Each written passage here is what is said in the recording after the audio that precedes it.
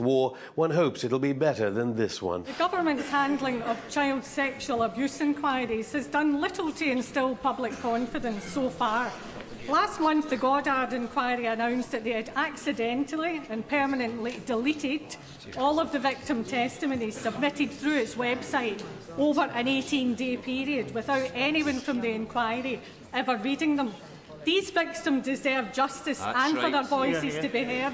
Can the Prime Minister please tell the House what independent investigation has taken place to establish the cause of the data loss and to establish whether or not there was any criminality behind it? Erased computer disks, a criminal cover-up by an inquiry. What will Cameron do about the subject of child sex abuse rings? As for the specific issue that she raises, that is a matter for the inquiry. If there's further detail I can give her, I'll certainly write to her. But what matters is this inquiry is now up and running.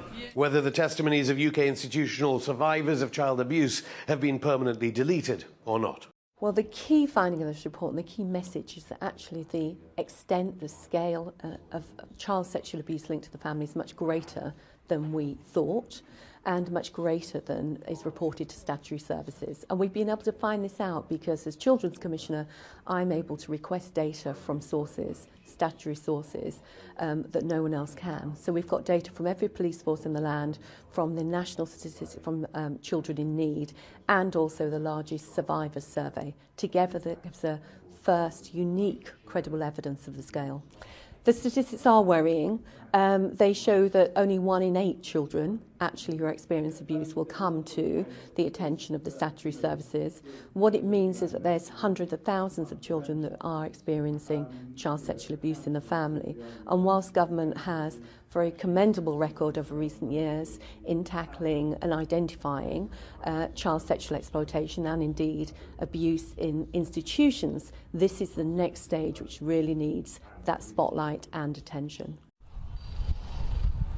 The head of a major British inquiry into decades of child sexual abuse said that allegations involving so-called people of prominence will be investigated, including politicians and figures from schools, councils and churches. The sexual abuse of children within the Roman Catholic Church has been a matter of national and international concern for many years. We will also be conducting research into child sexual abuse in other faith communities, which will lead to further investigations in time. She said the probe will focus on high-profile allegations of child sexual abuse involving members of the intelligence and security agencies, current or former members of Parliament, senior civil servants and government advisers. It will consider allegations of cover-up and conspiracy. The inquiry under the judge from New Zealand was set up last year amid public outcry after the death of entertainer Jimmy Savile 4 years ago, after which several people came forward to say he had abused them. The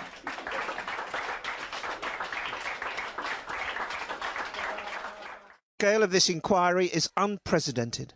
The 12 investigations will target failing institutions from the churches to local authorities to criminal justice, to the Foreign Office and ultimately to Westminster itself and the alleged abuse by people of public prominence. The inquiry's chair today set out an ambitious programme of investigation. To run 12 investigations in parallel represents an organisational challenge that is unprecedented in a public inquiry in the United Kingdom. We are determined to succeed. One of the 12 will focus on 3 local authorities, Nottingham, Lambeth Council and Rochdale. That part will also include the conduct of the deceased MP Cyril Smith and how he and others allegedly got away with sexually exploiting boys at a hostel and Knowlview school. Another will look into the failings of the churches, namely the Catholic Order of the Benedictines and the Church of England, in particular the Diocese of Chichester, which has been beset by allegations of sexual abuse. They will also examine notions of a cover-up to protect the former Bishop of Lewes and Gloucester, Peter Ball.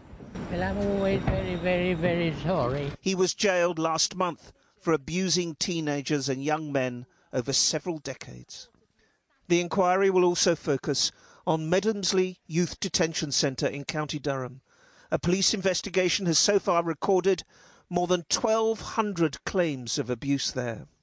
The apparent scale of abuse at Medhamsley demands a rigorous inquiry into how such allegations, if true, could have gone uninvestigated and the offending undetected for so long.